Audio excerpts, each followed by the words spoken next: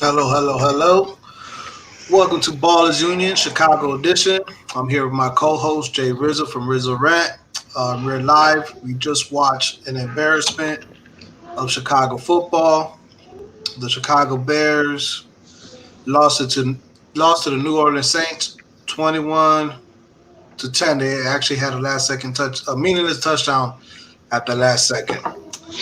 Um, let's say start off something positive. The best thing about this game, or the greatest thing about this game, it was on Nickelodeon, and it's live camera. I said, Rizzo, would you like to start it off? Sure. I mean, I didn't have the Bears winning this game. But I thought it was going to be competitive. Not going to lie. I thought this was going to actually be like a good playoff ready team. I don't know why I thought this with Nagy and his terrible game management and getting his team prepared during the week. I mean, you can just take a look at that week after our bye week, and they looked awful. What would make me think that he was ready for a playoff game? I don't know. It blows my mind, just the game didn't start off that bad either. And then the second half, it was just like the whole team just quit. Like after the Anthony Miller ejection, it just looks like everybody got dejected, which is so weird to me because I'm sorry, Anthony Miller's been awful for us this whole season. Him leaving actually should have been happy because he couldn't make any more mistakes on the field, but it didn't matter. The team just like totally shut down after that. And that third quarter again, as it's been all season, whatever the hell Nagy is doing at halftime, my God, it's the worst in the league because we can't score ever. And the offense comes out looking bad, and then the defense just starts getting tired from having to be on the field for so long. I mean, before that last drive that they just had, I think the Bears, if I was correct, had the ball only for like 4 or 5 minutes of that second half. Correct. You're correct. And they ran like 10 plays. So, I mean, this all comes down to coaching, and I kind of talked about this on my blog earlier this week that this was going to be the biggest thing that was going to be the problem for the Bears in this playoff game was how do you get around the bad coaching of Matt Nagy? You really can't because you can just look at mistake after mistake. Sure, you were missing some key players, and Roquan Smith, you could see right away when he was out.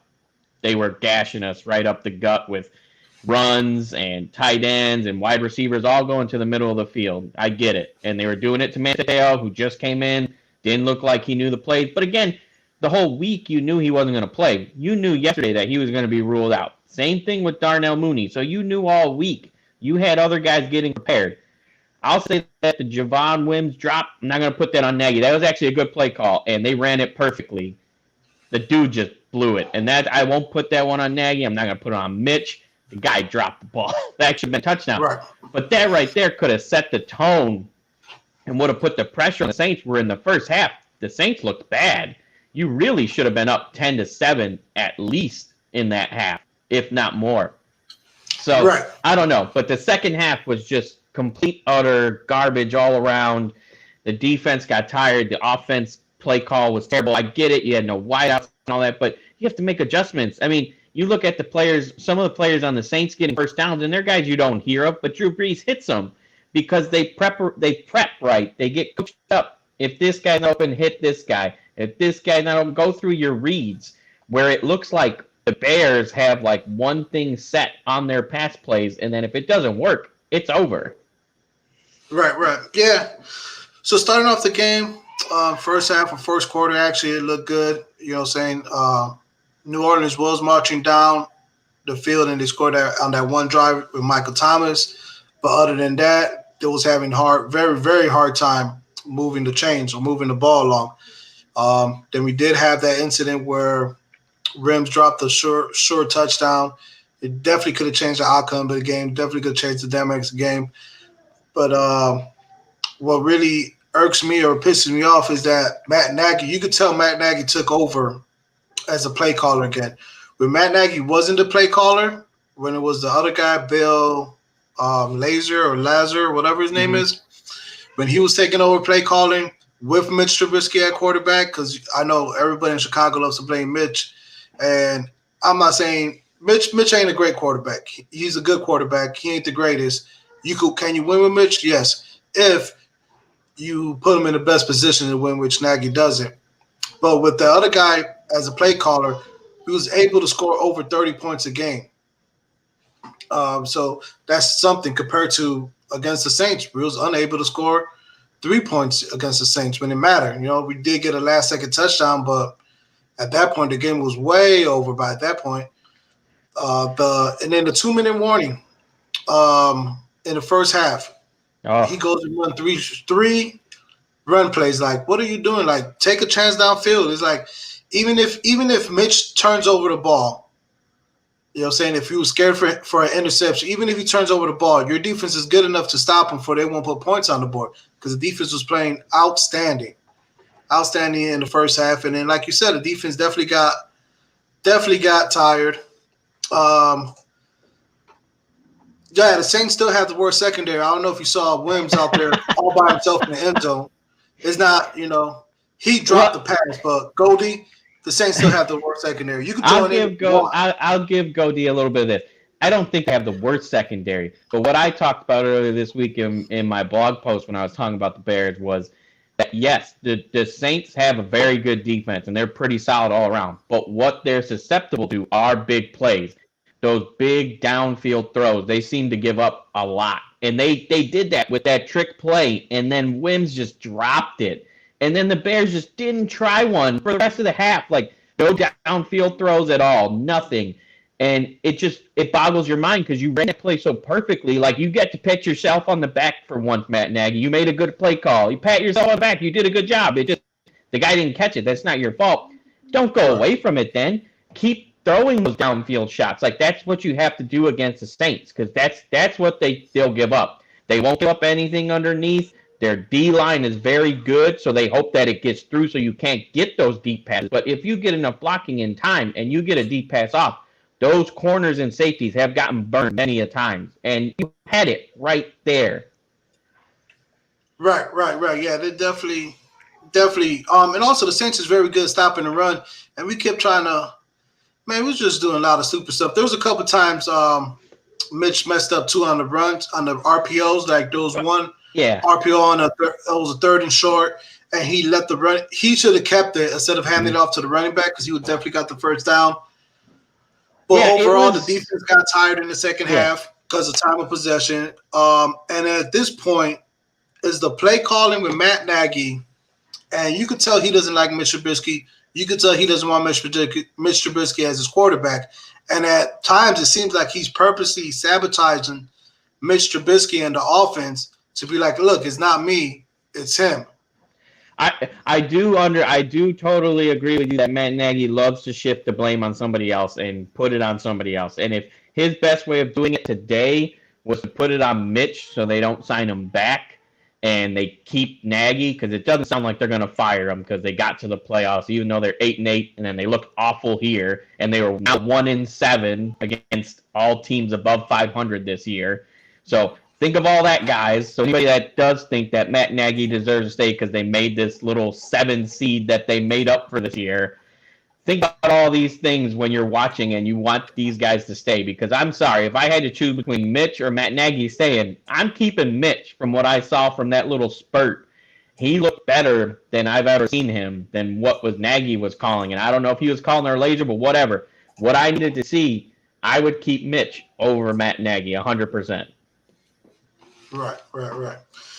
Yeah, at this point, I don't know. We already know the front office, or not the front office, the ownership is definitely keeping Matt Nagy. They already confirmed that. They already made a commitment to Matt Nagy saying he's coming back for another year. Ryan Pace may or may not be fired. Mitch Trubisky, if Meyer Pace stays, then I see the Bears franchising Mitch Trubisky for 1 year, and which is going to cost them more money in the long run if they will just pick up his 5th-year option. I don't know. Even if he wasn't your quarterback, I'm like, even if you didn't believe in him, I would have picked up the 5th-year option just to save face as a GM. So it makes no sense why they didn't pick up the 5th-year option. Then they bring in Nick Foles, who was supposed to be Nagy's pick or Nagy's guy. He knew the offense and all that. And that ended up in a 6-game losing streak. Yeah. I mean, I don't know. I mean, there's a lot of things you can say going from this loss. Anthony Miller, 100%. If he's back, I will be, my mind will be boggled. I feel like that ejection was his last we'll get to see of him because there's no reason to sign him back. There was no, and it might not be his fault. Coaching staff never got him better, but I also saw too many drops, too many mental mistakes from this kid. Talent's there. Let some other team take a chance on him. See you later. Allen Right. Robinson should He's get gone. paid, but I don't think they're gonna. I don't think they're gonna pay him. So there's another guy you're gonna lose. And then you have to decide if you're keeping Mitch or not. Because if you're not, then you're either rolling with Nick Foles again, or you're gonna have to go draft QB, which you're gonna be middle of that first round. So you're not getting any of the high ones. So you're either taking someone that needs to be taught a little bit, or you're hoping someone falls or you move up, which I don't think they'll do either. I have no idea what the Bears are going to do. The best way the Bears can get better, and I've been saying it since that 6-game losing streak and that blown game in Detroit, is I would have fired both of them right then and there. Buy Pace, Right. buy Nagy right after that blown game in Detroit at home, and then you start from there. You start by getting a competent head coach and a competent GM, and you let them do their job. And the owners can't meddle with anything. But the McCaskies don't do that. They think they understand football, but they don't. They don't understand football now. Maybe way back when they did a little bit, but what the game is now, they don't get it. And until they find some coach and GM that does, we're going to be kind of stuck as a meddling team, I feel. And if Nagy's back next year, I think we're going to be way worse for sure. And there's going to be no Mitch, no Allen Robinson. David Montgomery looks good. I'm happy that he looks great. You don't have to worry about running back, in my opinion. But you're going to have to fix the offensive line because the offensive line was still shaky for most of the year. There's a lot of things you're going to have to decide. Should Khalil Mack get traded? Right. Yeah. Obviously, they're going to stay they're going to stay the course. Been confirmed Nagy's coming back. They may or may not sign Mitch. They might just roll with Nick Foles. The offensive line is, I know a lot of people said it's an issue. It's really not an issue. They're not built to pass block for 50 plays or plus. They're built to run. They're old school power, beat you in the trenches with pure power. and Matt Nagy for some reason don't seem to get that. Matt Nagy, and at the end of the day, Matt Nagy don't know how to use his personnel. Chuck Pagano don't know how to use his personnel. There was literally plays out there on defense, even though the defense did great and they did wonderful. And they shut down the Saints as much as they could until they just ran out of gas. But there was plays where Robert Crane was in coverage and Montee Ball was pass rushing. That makes no sense whatsoever. Montee Ball's never been known for. First of all, man, I don't even know where they found Montee Ball at. You know what I'm saying? I mean, they picked him up on the practice squad some weeks ago, if I remember right. It was, I think, when they had some injuries to their linebacking core. So he was on the practice squad for a while. And then with this Roquan Smith thing, I think they brought him hoping, since he had played in New Orleans, that maybe he'd be able to help with knowing the offense already. So maybe he would help on defense. But yeah, he just looked like a guy who's been on the practice squad all year. So he was not ready. It was not the smartest of moves. I mean, they were put in a bad spot. I'm not going to hold that against them, but you knew Roquan Smith was hurt the whole week. So again, and you knew Mooney wasn't going to be in there. Anthony Miller getting ejected, fine, but Anthony Miller's been nothing for you all season. So that's another thing. And then Wims dropping that touchdown, it sucks, but it's also another guy who hasn't been in those situations and hasn't had to catch passes like that. That would have been Mooney if he was there, and I feel like he would have caught it. But, yeah, coaching, preparation, it is a huge part of the NFL. If people don't understand that, then they just don't understand the game. That's why there's so many coaches in the NFL compared to other leagues. I mean, on an NBA team, you see like 3. On an MLB team, you see like 4. There's a coach for every position, and then there's extra position coaches in the NFL just because of this. But there's one head guy that's running it all, and right now, what we've seen since that great season when Matt Nagy was coach of the year is just decline. decline and regression from most of the players and from what we've seen of him. Right. Yeah, the whole tail didn't make sense because Woods played the week before and he wasn't horrible. Obviously, he ain't no Raekwon Smith, but you're saying he definitely looked better against the Packers than Tail looked against the Saints. We keep saying the same thing over and over again. Nagy doesn't know what he's doing. He's in over his head, but he loves to shift the blame. So I'd love to see what they say Monday, what happened, and talking about we got to figure it out because that seems to be his catchphrase now because they still haven't figured it out. Yeah, I mean, like I said, I didn't think the Bears were going to win even if they played their best game today. I do think the Saints are just a better overall football team, and that would even be if the Bears played their best. But this could have been a competitive game even with the guys you had in there, even missing the players that you were, and even the bad play calling from, well, not the bad play calling from Nagy. Nagy he does not adjust. And that's what's killing me right now. Or when he does make an adjustment, it makes no sense. Like, okay, we get on him for not running the ball enough. So what does he do? He runs the ball 3 straight times on a 2-minute drill at the end of the half, which made 0 sense. Or like we get on him enough for not going for it. And then he goes for it on a 4th down when you could have taken some points. It was a long field goal. It was like 53. But Santos has hit a 55 this year. And this was in a dome.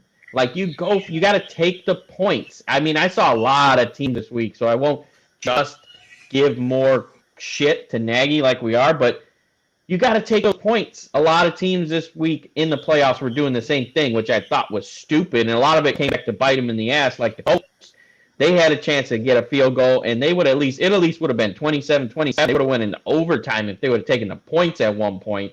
So it's like you can't pass up these points. If you have a bad kicker, I understand. But Santos has proven this year. He's only missed 2 kicks all year. He has proven that he's the guy. Take your points right then. It was early in the game. Don't do that. And then there was another one. He did a 4th down play call where he handed the ball off to Ryan Nall, of all guys. Like, I get it. Your running back thing's decimated. But if that's your best call on a 4th down play, like, what are you doing? Right. Yeah, Nagy gets too caught up in he needs certain pieces to fit for his schemes instead of just putting your best player out there or just handing it to your best player. Like he'll rather call these deep routes and the only time we did call deep routes was for Wims instead of calling for the best. But the person with the surest hands is Allen Robinson, because as far as speed wise, Allen Robinson is faster than Wims. So. And Allen Robinson is going to catch the ball more often than Wims. Right. I mean, yeah, he hasn't dropped the pass in 2 years. So the guy had 1,250 yards on the season, you know. But I mean, I'll give the Saints credit where due. Their defense messed up the offensive game that they had going, and they had to shift. And Nagy's not good at that, you know. Right. If his offense is going right and it's okay, then the Bears look all right. But if a defense stuffs it for a while, he doesn't know what to do. He's running around like with a chicken with his head cut off. So that happened, and I'll give credit. Saints defense was awesome. The offense picked it up in the second half, and, you know, they deserve to win today. They were the better team in all facets. There's nothing I would say that the Bears did better than them. Right. I know Goldie's happy. The Saints finally broke that losing streak against the Bears in the playoffs, against the NFC North in general, because Saints just sucks against the NFC North in the playoffs. Yeah, don't be too happy. The GOAT's coming next week. I think you're going down, my friend. Like I told you earlier this year on that first football show. Watch out for the Bucs. They don't play the Bucs. They play reseeding. No, it's reseeding. Oh no, they play the Bucs. Yeah, they play the Bucs. The Rams play the Packers. If the Bears would have won today, we would have played the Packers. Right. So and then the Bucs would have played the Rams. Right. So Saints versus Bucs, Rams versus Packers. But the Saints swept them this year, so they should be very confident. They should, but that's what I'm thinking. They're going to be overconfident. How many times have you seen Brady lose to somebody? 3 times in 1 year. But also, I just think the Bucs are finally playing like that. Offense is just in tune right now, and Brady's just playing out of his mind. So I'm not going to say that I'm going to guarantee it, but I mean, I did my playoff predictions earlier this week on my blog, and I did have the Bucks making it to the Super Bowl. So Yes, you did. You did. You don't bet against Brady. I get that. Also, shout out to Lamar Jackson. He's pretty good for a running back. All the criticism hey, he got. You know, what I'm saying he put that team on his back. He was the spark. That 57 or 47-yard run was the spark that woke up that defense and that offense. And uh-huh. Hollywood Brown put out a great performance, which is surprising because he seems to never be good out there. He drops passes, running the wrong route, stuff like that. Well, But that's shout out to Lamar Jackson right. and the Ravens. They got over that hump. That's a great thing to talk about because the Ravens, who have been awful of late in the playoffs, they haven't won since I think they won the Super Bowl, and Lamar was 0-2 coming into today, and he goes down 10-0 right away, and he looks bad. I mean, he threw a bad interception and all that, but guess what their coaching staff did? They calmed everybody back down. They got everybody ready, and as soon as they went down 10-0, they got right back in it. That's what you need to do, especially in playoffs. You're playing good competition. It's not going to be easy. So you're not just going to be able to walk over somebody, although the Saints might say different from what they saw today. But that's what you're supposed to do as a coach. And you could see that coaching staff of the Ravens just didn't allow it. And they started calling plays that were more smart for Lamar to get back in rhythm instead of what they used to do when they got down by 10 like they did the last 2 years, and decided to start going all out pass, which that's not what that team is. They had a game plan, and then they started calling plays to get confidence back in Lamar. And then a couple plays made by him got that defense pumped up, like you said, that 57-yard run, and then that defense woke up too. So it's like all these things, it's all because of coaching. You gotta have a good coaching staff, or you're not gonna do it in the NFL. If you can tell me a team that maybe made it to the Super Bowl, the last one I'm maybe thinking of, and maybe it's just he was good for like a season, kind of like Nagy was, but his season was so good he got all the way to the Super Bowl, was Dan Quinn of the Falcons. They got to the Super Bowl, and it was like, what was it? It was his first or second year, I think. And it was like, okay, we thought this guy was going to be good. And the Falcons were just terrible forever until they finally fired him this year. Took them forever. But you got to realize, you got to figure out if that's your guy. Is that your coach that you're going to keep? It doesn't matter if it's you fire him during the season or if you fire him after the season. And it doesn't matter what they finish. Because Lovie Smith, when he got fired, they were 10-6. But at that point, I agreed with their firing. There was just nothing more that the team could learn from Lovie. It was over. It was done. The locker room had kind of tuned them out, and the owners had a little bit to do. I know. They went 10-6. How did they tune them out? They tuned them out. They went 10-6, but they didn't make the playoffs. That's what sucks. I'm not saying that that's right or wrong, but they went 10-6. You could just see the writing's on the wall for some of these guys, and if people are still backing Nagy, I really want to know why. Right. Yep. Leave that in the comments. You know what I'm saying? Don't forget to like, subscribe, and follow us. We're on Twitter, Ballers Union, also, and Jrizzo Rant. You can catch us on Facebook. You know what I'm saying? We're live on Facebook at the moment. We're live on Twitter at the moment, and we're live on YouTube at the moment. Anything? Well, I mean, let's just go through. Is there any hope, you think, for the Bears in this offseason, or does it even matter? Because we're both agreeing that it's going to be Pace and it's going to be Nagy still there for this next upcoming season. Right. I'm not 100% sure Pace is going to be there. I'm 100% sure Nagy is. And it doesn't matter if the Bears trade for Deshaun Watson. It doesn't matter. Is Nagy still calling the plays? We're not going anywhere. Oh, man, that would be crazy to get Deshaun Watson and then somehow get worse. Yeah, we're not going to get worse. We're going to stay the same. We finished 8-8 last year. We finished 8-8 this year. We get Deshaun Watson. Guess what? We're going to finish 8-8, 9-7 the best. But we're going to finish 8-8 again. We're just going to be middle of the road. You know, we're going to.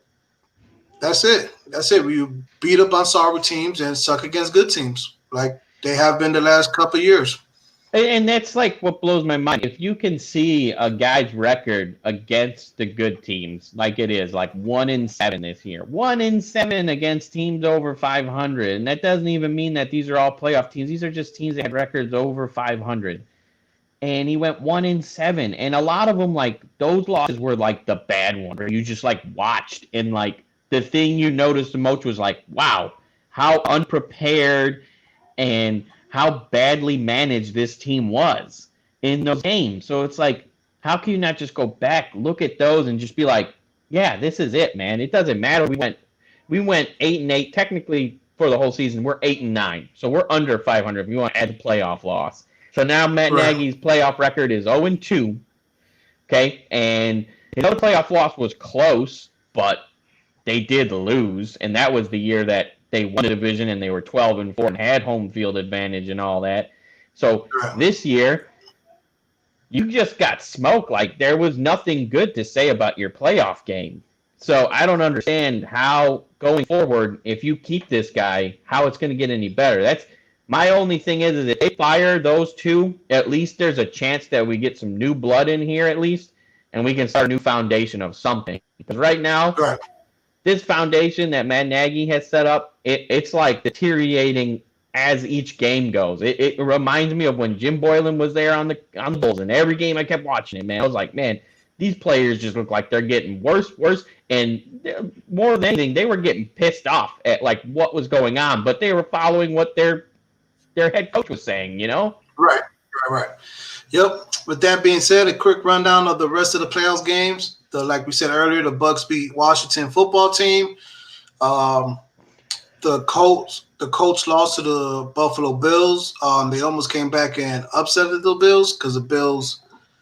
I don't know what the Bills were doing at the end of the game. They just started doing. They were calling timeouts at the wrong time. They was giving hope to the Colts.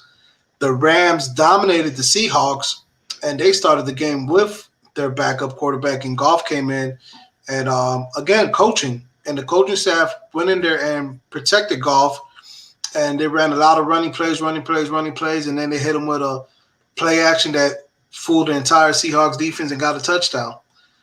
Then who else played? The Ravens beat the Titans. Ravens beat the Titans. That's it so And then far. And then the Bears lost. Yep, and the Bears lost. The last game right now will be Pittsburgh and Cleveland. Right. Yep. Who you got on that game? You know, if Cleveland didn't have all this COVID crap happening, I would have picked them as the upset to beat Pittsburgh in Pittsburgh. But no head coach, like your head coach, and he's your play caller, not there. And then you're missing some other coaches. You're missing some players. You haven't practiced really all week. And now you're going to try to go into Pittsburgh for the first time in the playoffs since '94 and beat Big Ben and Mike Tomlin.